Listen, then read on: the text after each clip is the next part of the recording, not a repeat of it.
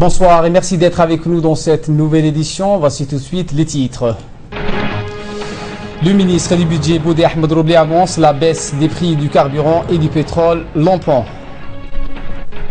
Également à la une de l'actualité nationale, à Tadjoura, où de fortes précipitations enregistrées hier soir ont provoqué une montée de l'Oued. Et à l'étranger, le Danemark a fermé ses frontières aux trains allemands. Merci si vous nous rejoignez pour cette édition. Le prix du carburant et du pétrole seront en baisse, c'est ce qu'a annoncé aujourd'hui le ministre du Budget Bodi Ahmed Roblé dans un point de presse à la télévision nationale. Le ministre a indiqué que cette baisse allait rentrer en vigueur de demain vendredi. Le ministre a d'abord expliqué qu'un temps d'observation a été nécessaire avant la prise de cette décision en raison de fluctuations du prix du pétrole sur le marché mondial. Par ailleurs, le ministre du Budget a expliqué que l'État avait perdu beaucoup de recettes durant la période où les prix s'étaient embellés en subventionnant parfois les produits en vue de pallier à des hausses importables pour la population. On l'écoute. Les prix du baril de pétrole a baissé dans le monde. Notamment, on voit à la télé les prix du brut. Le prix du brut, il faut bien comprendre, c'est le prix du brut qui baisse et qu'on regarde à la télé presque quotidiennement. Il faut distinguer le prix du brut du prix du pétrole raffiné. Et entre l'extraction du puits et le transport jusqu'à la raffinerie, il y a des coûts qui s'ajoutent.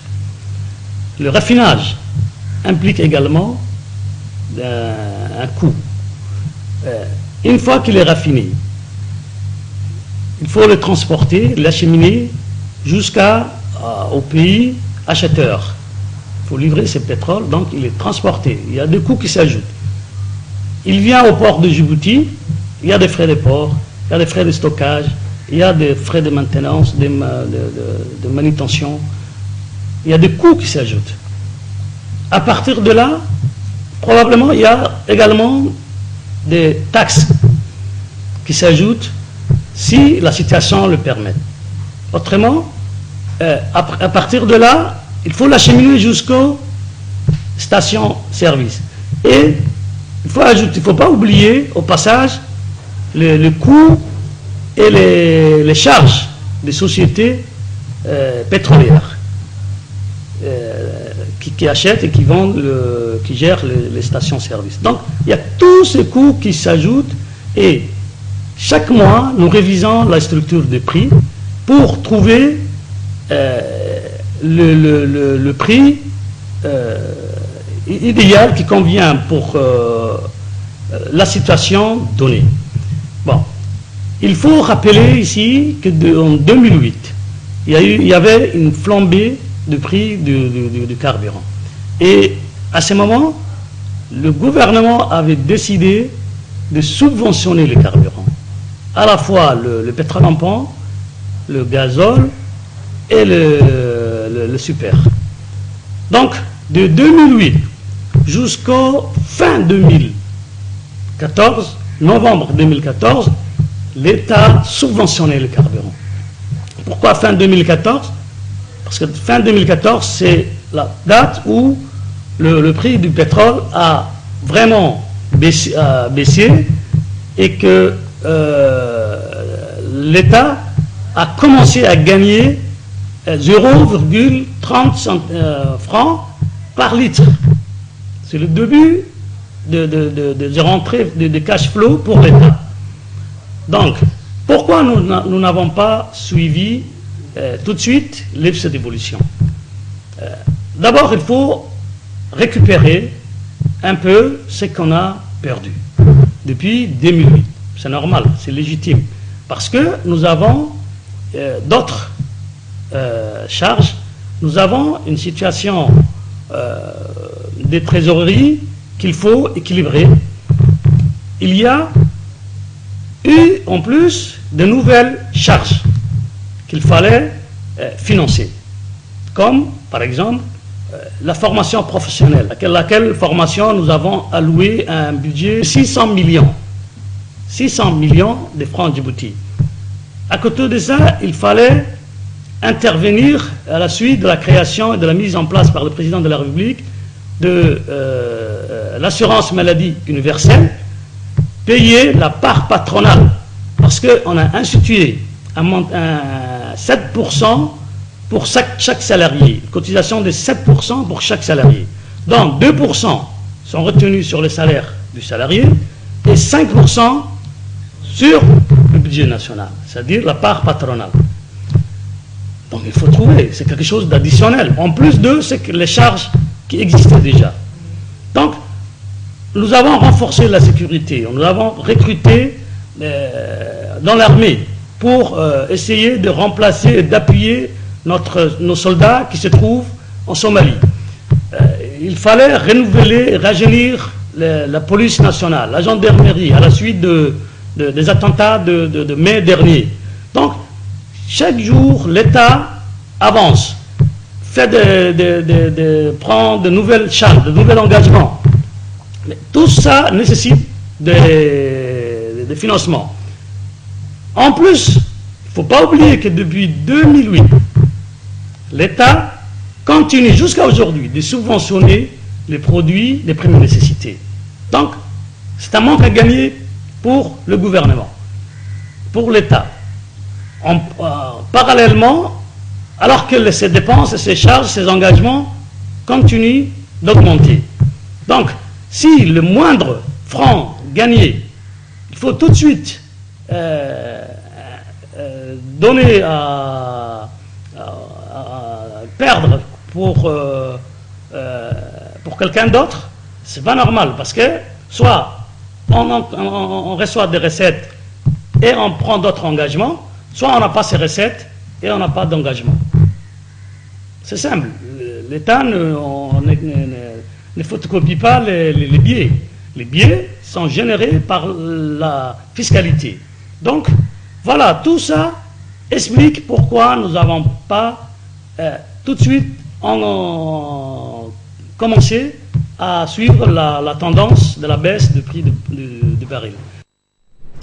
Eh bien, poursuivant son intervention, le ministre du Budget a indiqué que le pétrole d'Ompont sera vendu désormais, retenez ce chiffre, à 160 francs Djibouti le litre, et il a également averti les commerçants et spéculateurs de graves sanctions allant jusqu'à la fermeture de leurs établissements. Je vous propose de l'écouter.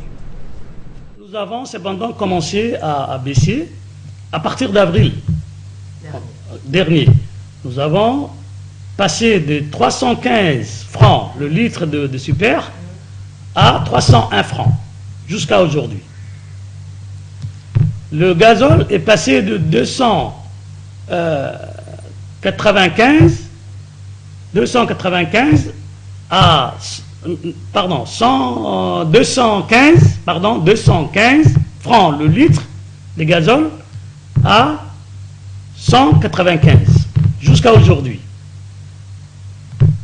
Et le pétrole en pan est passé de 195 francs le litre à 170 jusqu'en juillet. Il est passé à 160 francs au mois d'août. Et, Inch'Allah, demain, il va passer à 140 francs. Tandis que le gasoil va passer à 190 francs et le super va passer à 290 francs. De 301 à 290 pour le super. De 195 à 190 pour le gasoil. Et de 160 à 140 pour le pétrole en pan.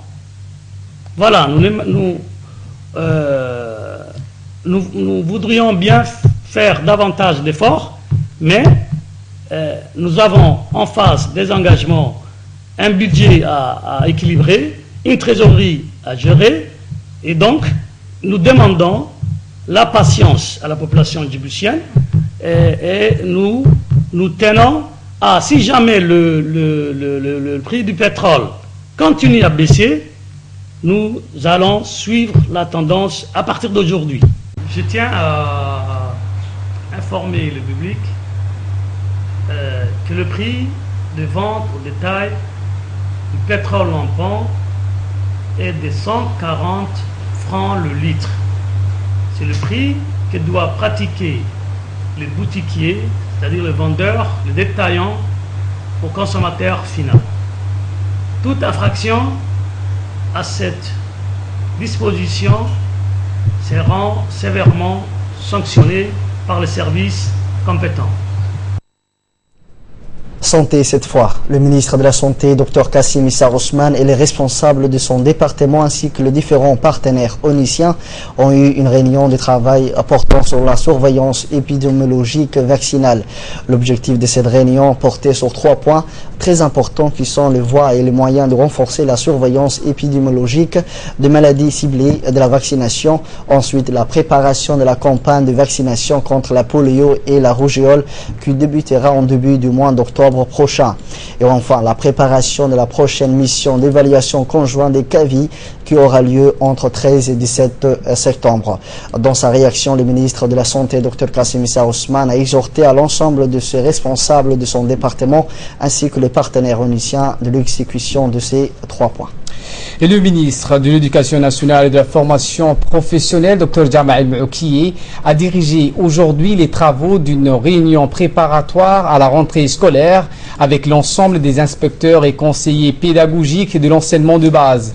La rencontre qui s'est déroulée dans la salle des conférences du MENFOP a vu la présence de plusieurs hauts cadres et responsables du ministère.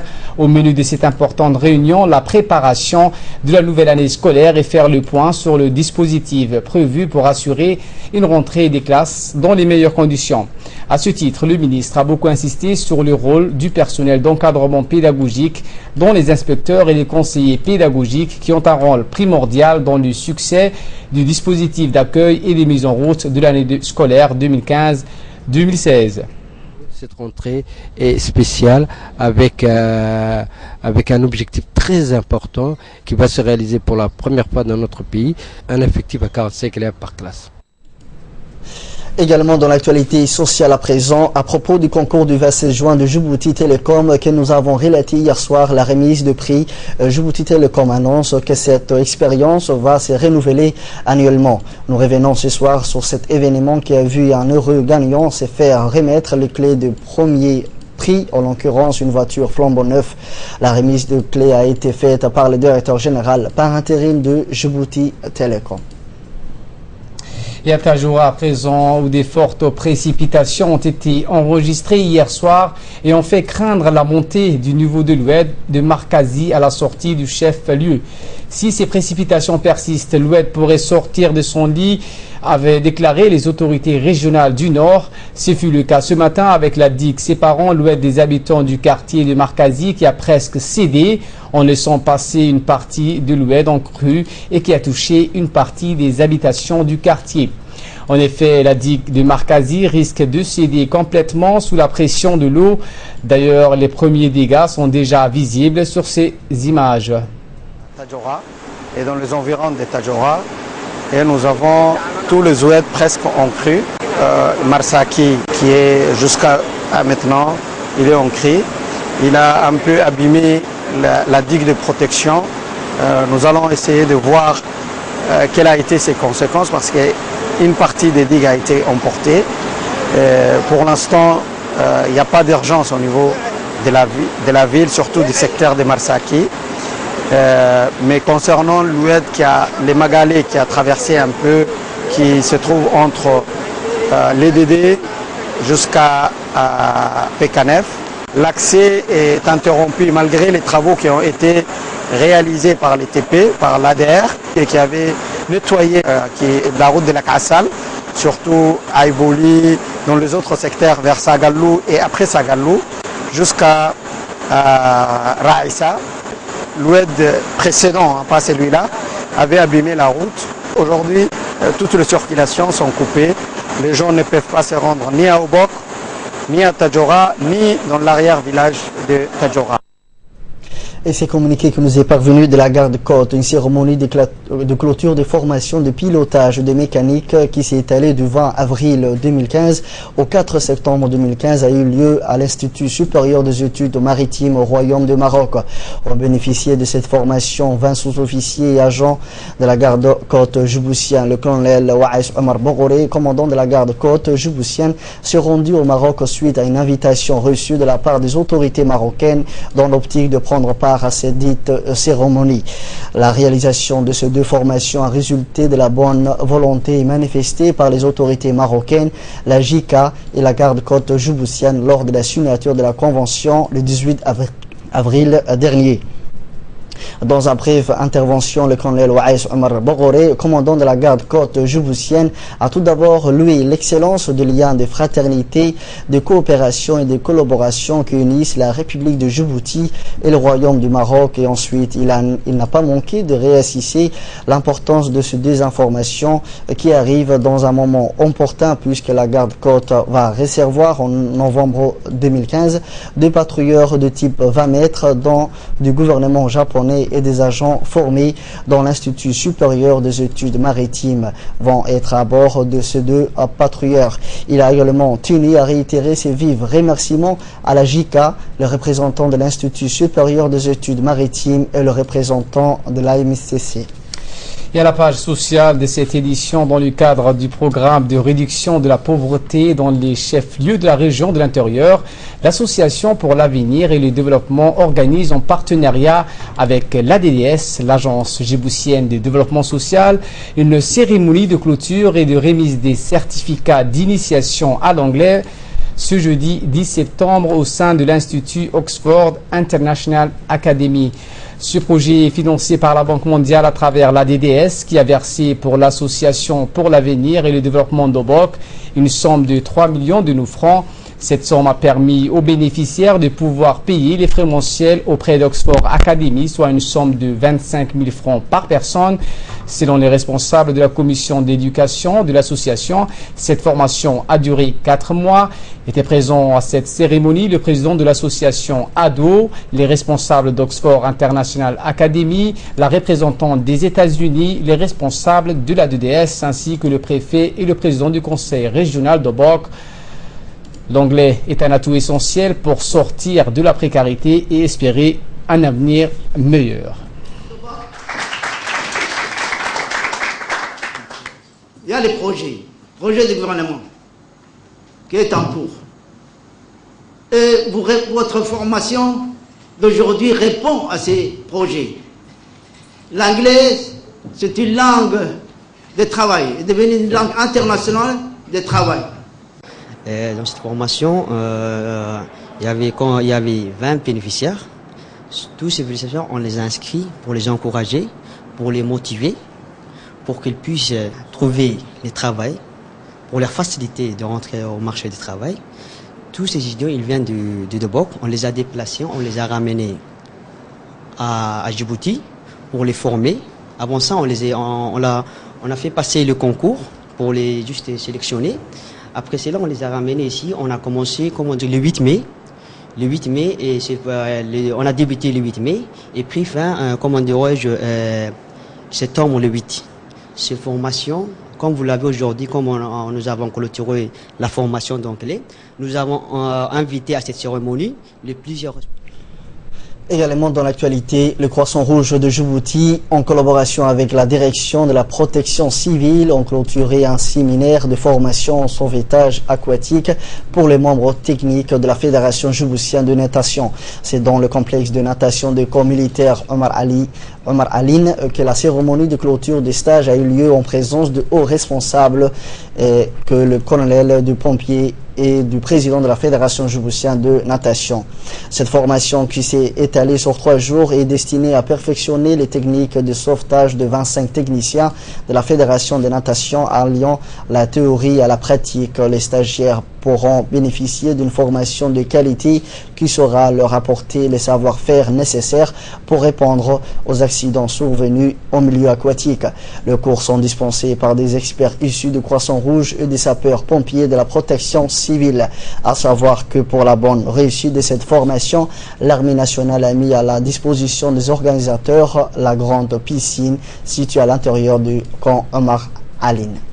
Croissant-Rouge vont vous solliciter à mener des activités de sensibilisation auprès des estivants, Inch'Allah.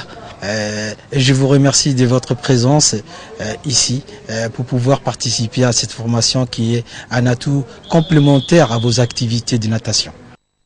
En bref et sans images dans l'actualité sportive, avec ce match au sommet prévu pour demain, c'est la finale de la Coupe de Djibouti qui opposera demain après-midi l'équipe de l'AS Sport à la formation de la garde républicaine au stade Al-Hajj Hassan Gouled. Cette finale va se dérouler entre deux grands clubs du championnat national de football, c'est-à-dire l'AS Sport, vice-champion, et la garde républicaine, troisième du championnat national. Toujours sport dans le cadre de la 11e édition de Jeux africains qui se déroule au Congo-Brazzaville. Les Djiboutiens ont participé aux épreuves de qualification de la natation. 4 jeunes Djiboutiens, dont une seule fille, défendent les couleurs de la nation sur les 50 mètres nage libre et nage papillon. Les 4 représentants djiboutiens ont amélioré leur propre temps, mais ce fut l'Afrique du Sud qui a décroché la première place tant au niveau de la natation féminine qu'au niveau masculin, suivi de l'Égypte et la Tunisie. Ces Jeux se poursuivent jusqu'au 19 septembre. Reste encore pour Djibouti la discipline d'athlétisme pour laquelle elle présente un réel avantage concurrentiel.